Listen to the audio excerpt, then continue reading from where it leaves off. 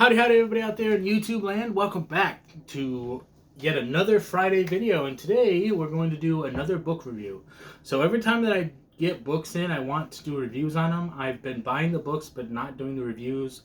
That gives us a couple of weeks to check up here and to kind of catch up with things. I won't be doing book reviews all the time because I just don't buy them all the time, but if there are books out there that you recommend, let me know and I'll try to pick them up because I would like to fill up my shelf with books. Can't go wrong with that.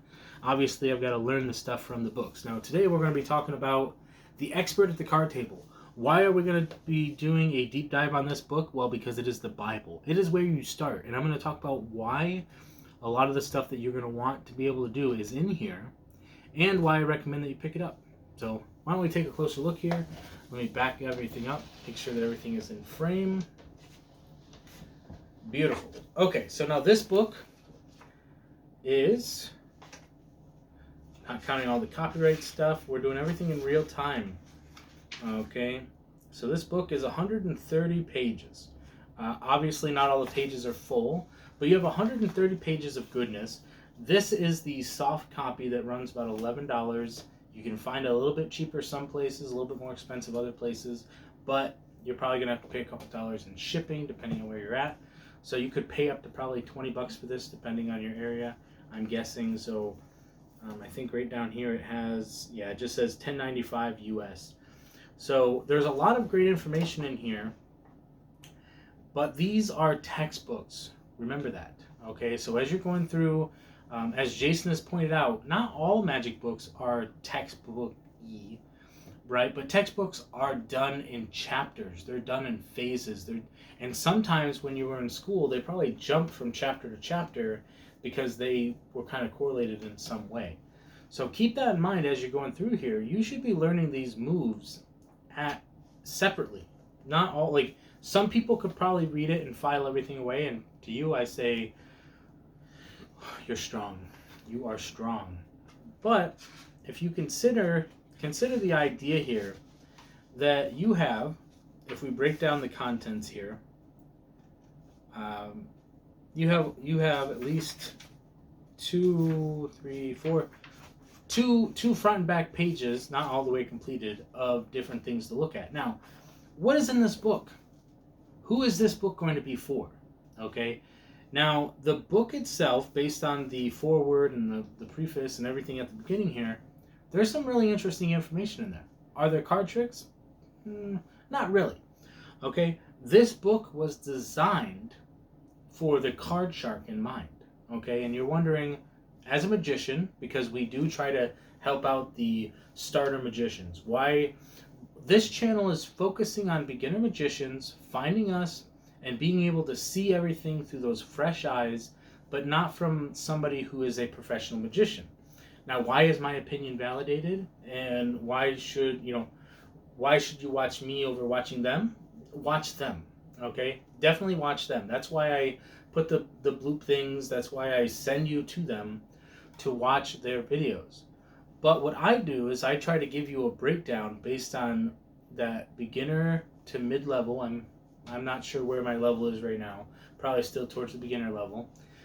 But I try to give you a breakdown based on what you're going to see. So when you have these books, why do I think you should have this book? Well, because everybody else says you should have it. Okay, but what does that mean? Why is everybody else telling you should have it? Well, here's why.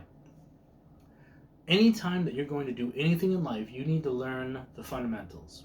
You need to start somewhere, and you need to have a basic foundation for everything that you do. And everything that we do requires that we be able to hold a deck of cards. And it's that simple. This book teaches you not only to hold a deck of cards, but it teaches you how to manipulate a deck of cards without doing any card tricks. Yes, the book does have card tricks, but they're an afterthought almost.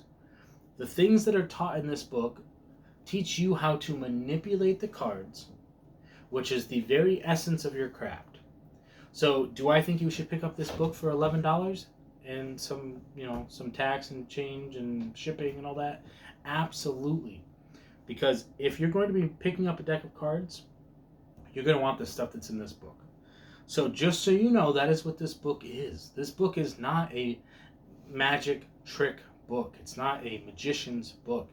Yes, it has magic tricks. What this is this a book to get you familiar with what you need to do in order to be good. Good is a solid word here. You basically gets you to a proficient level in doing all the things that you would need to be able to do that never leaves your little space here. Keep that in mind. Most of the stuff that you're learning in this book, a spectator should never see. So that's what's important about this. It teaches you, not all the moves are great. I'm not going to say that they're flawless moves, okay? Because you will find other variations that work best for you, work best for your handling, works best for your personality, all of that stuff. You might find that you don't like passes. You might find that you don't like forces. You might, whatever it happens to be, you find what works best for you. But what this book will teach you how to do is how to do those things. First off, teach them how you do them, teach you how to do them well, and then in some ways, maybe, we'll talk in a second about how there might be some misleading going on, but that's speculation, I would guess. But you should be able to do these, I don't know, I just started singing. You should be able to do these moves invisibly. And that's what you should be getting from this book. So keep that in mind as we go forward, that every move that you do, that think about from the perspective, if you watch my last video, I put together a card trick. And I will probably do a full deep dive video if you guys are interested in seeing me break down that trick so that you guys can do it. It's not that difficult of a trick. I'm not going to put myself up on a pedestal. It's a fairly simple trick. I put it together. But what I want you to keep in mind is that my thought process going into it might solve some riddles that you might have, and I'm very free and open to do that with you, so keep that in mind if you want to watch that. But what we did in that video is as you're building a routine, what I do is I start at the end, I envision what I think it should look like, and then I go step by step, frame by frame, almost in real time, as I mentioned in the last video. I'll go frame by frame, and I'll find out when things are happening, and I'll move them around to where they fit. Okay? So keep that in mind. I will get better and better at these tricks as I do them, but that is my process as I go through them, is to figure out what fits where and how things go and all that stuff. So let's take a look at this. You've got a couple pages of the foreword, the preface, and the introduction. Great. Then you have card table artifice, okay, or artifice, however you want to pronounce it.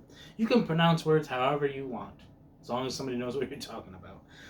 Anywho, so you're talking all the way down. It comes down to like professional secrets, holdouts, prepared cards, confederacy, 2 methods of shuffling, primary accomplishments, possibilities of the blind, uniformity of action, deportment, display of ability, greatest single accomplishment, effect of suspicion, acquiring the art, importance of details.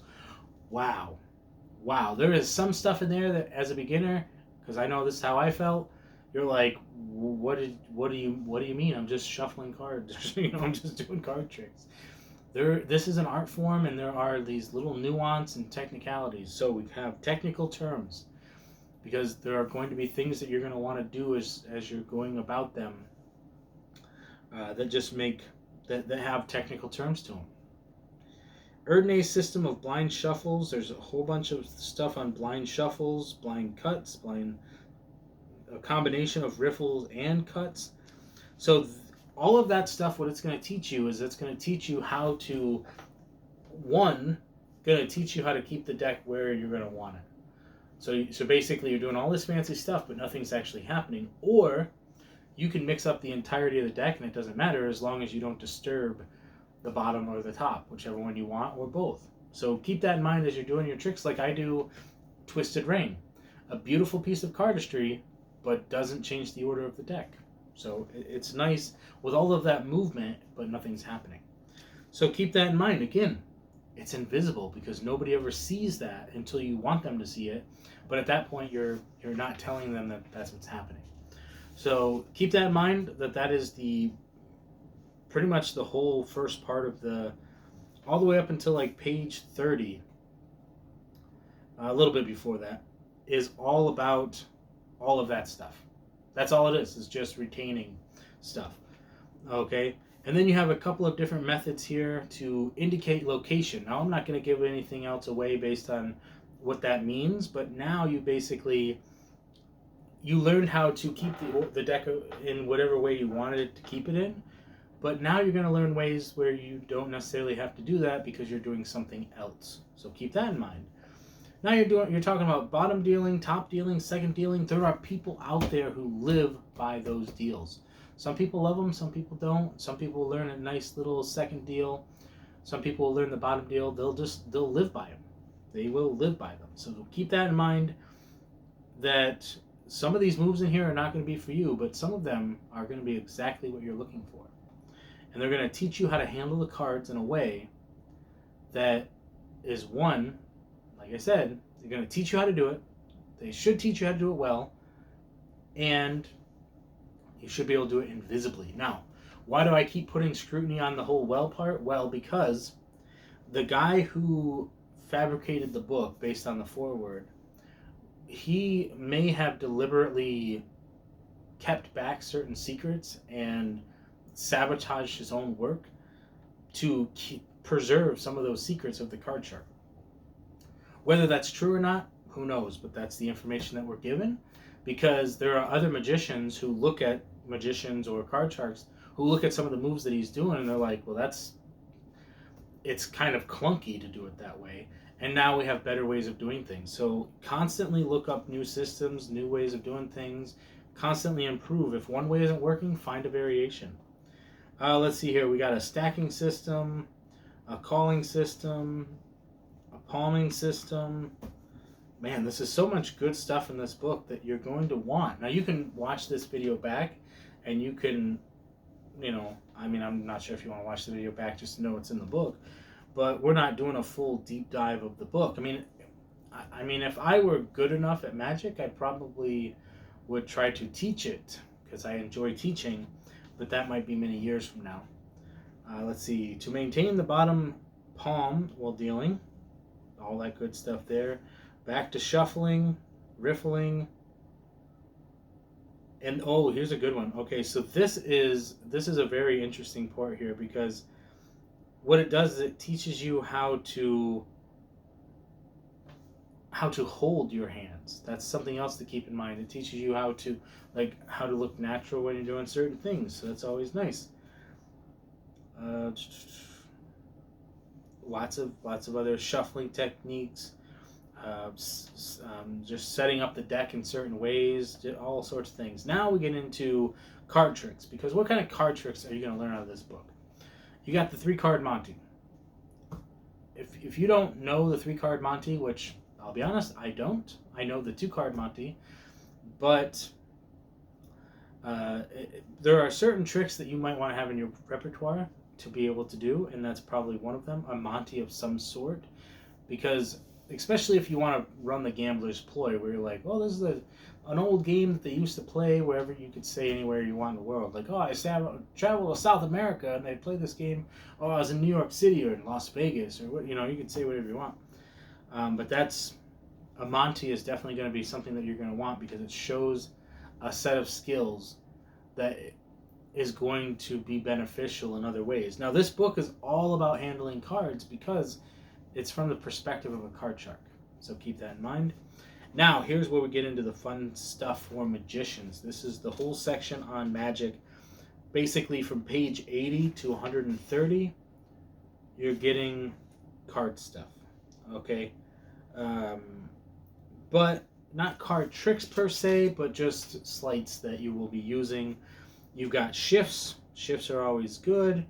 The blind shuffle, forcing, palming, changes, transformations, 2 hands and 1 hand, blind shuffle, retaining. That's still the same. We're talking about the same thing, doing it different ways.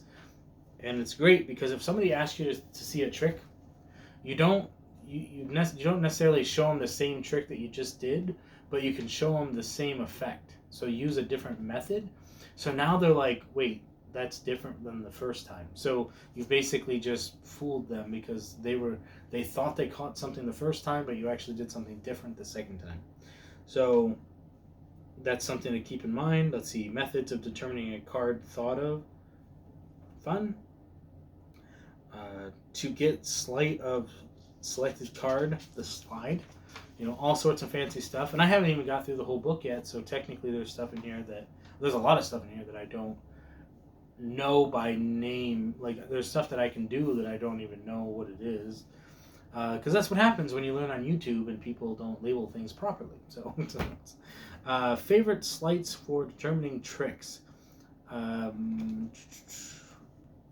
Yeah, like there's catching cards in your fingertips, leaving selected card in the hand of spectator. Oh, that's the bread and butter.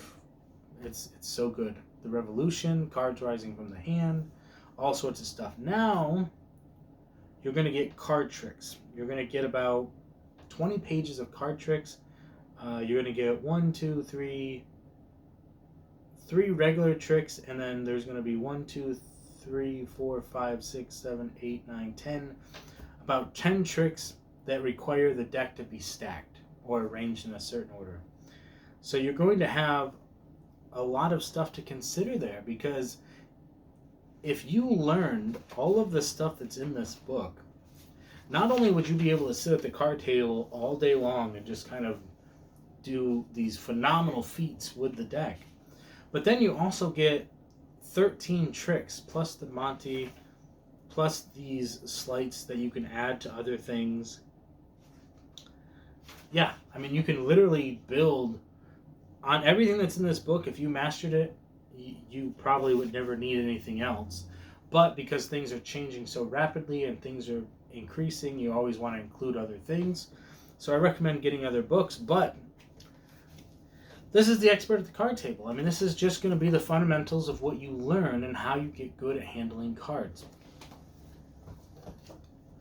So what we try to do, because it is Friday and we're doing a book review, we want you guys to be able to learn something out of the book, okay?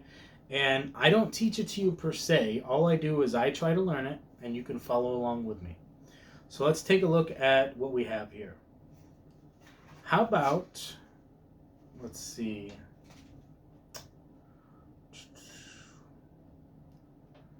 Let's go with, because we've been talking about keeping things invisible, let's go with the Invisible Flight, which is on page 111.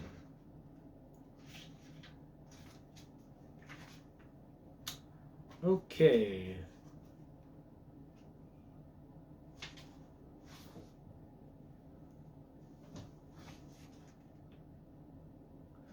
I'm on page 111.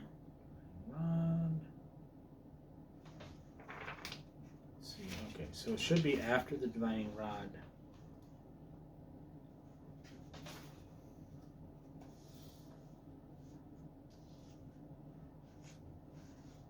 Here it is. So it's actually on page 112. So keep that in mind as you're going through the book. Some things might not be where they say it is, unless I misread it. I misread it. Okay, so the Invisible Flight. Let's talk about it here.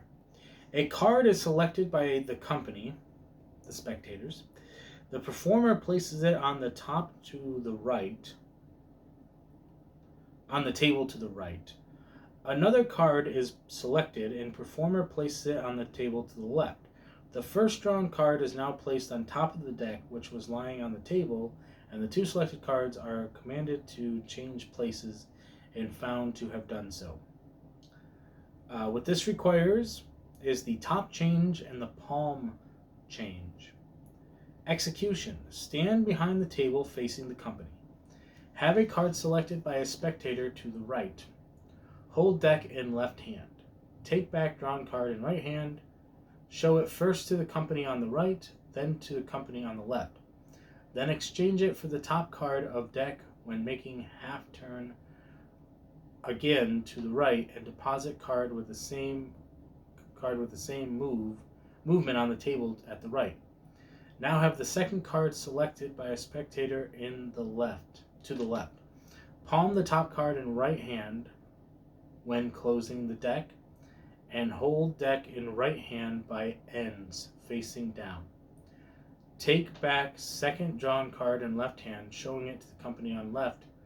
Now drop deck on middle of table, and take second selected card from the left hand into the right, seizing it by the ends and depositing palm card on top of it. Hold closely together and show as one card to company on the right. The right hand now contains the two selected cards. Make palm change, taking first selected card in left hand and deposit it on left side of the table. Immediately pick up card on right side of table by ends with the right hand and drop it openly from several inches above on top of deck. Pick up deck by drawing it with sliding movement to edge of table, depositing palm card on top, and place the pack on the table to the right. As the exchange is now made, finish the trick as desired.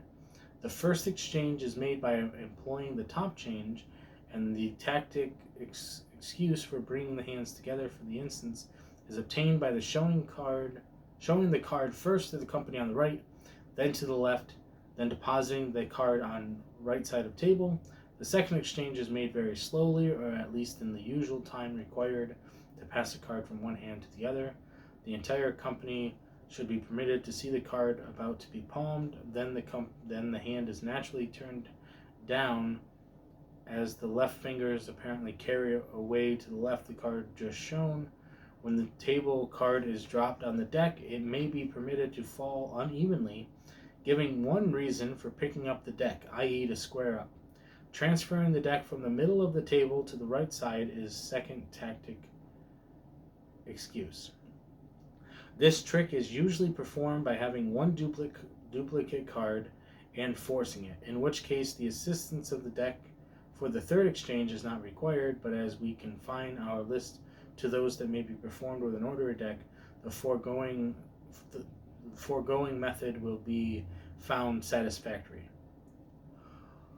Wowzers. So that's what we just talked about when we said that this is not something that you should take lightly when you just pick up these books, because you're going to need to be able to decipher things. It might even be beneficial to have a notepad ready to write it in your own words to kind of explain how to do something.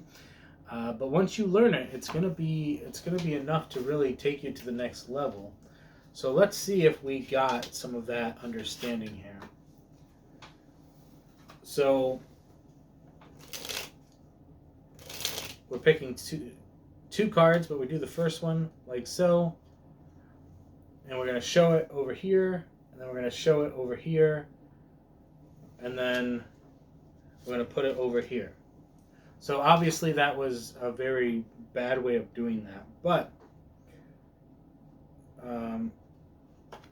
that doesn't seem to make sense to me. So I'm learning this as I go, remember. So you're showing them this card. I've seen the top change done like this, where you just kind of bring it down like that, and you changed it. Now here's where it doesn't make sense, because I haven't shown this card yet. So here's how I would do a trick like this, and we can learn that trick. But keep in mind that you want to find your own ways to do this. So how I would do the trick, keep in mind a top change and a palm is necessary, but here's how I would do it. You have two cards selected.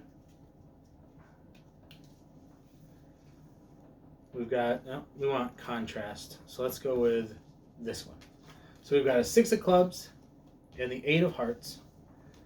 And then you want them to switch places. So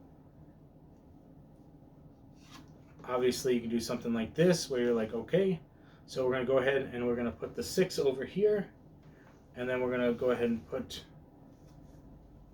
like, I guess you have to do it in such a way where you're like, you got the 8, and we're going to go ahead and change that right to the 6. I'm going to put that over here, put this over here, then they've switched just like that. But that is a rudimentary way of doing it, because let's look at why there's a problem with what I just did. What it is explaining in here might seem all this difficult stuff happening, but what it wants you to do is it wants you to be able to show the card before the change. So now, as you're turning over here, keeping your hands, as you're showing the card, you're showing it over here, and then as you come back over here, you just drop it onto the table like that. Okay? Now it's been switched, which is great. But in this case, now they want you to do an exchange. Here's the part that it's tripping me up, right? Because I read it, but I'm getting confused on the idea of how to use the palm switch. So that is something I don't know how to do. So that is something I'd have to learn how to do. My guess is the palm switch might be... Yeah, I don't know how to do it. So I'd have to learn how to do the palm switch. So just like we did with the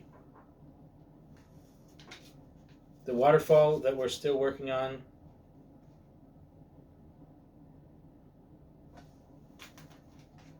That was more like a brick. That wasn't too bad.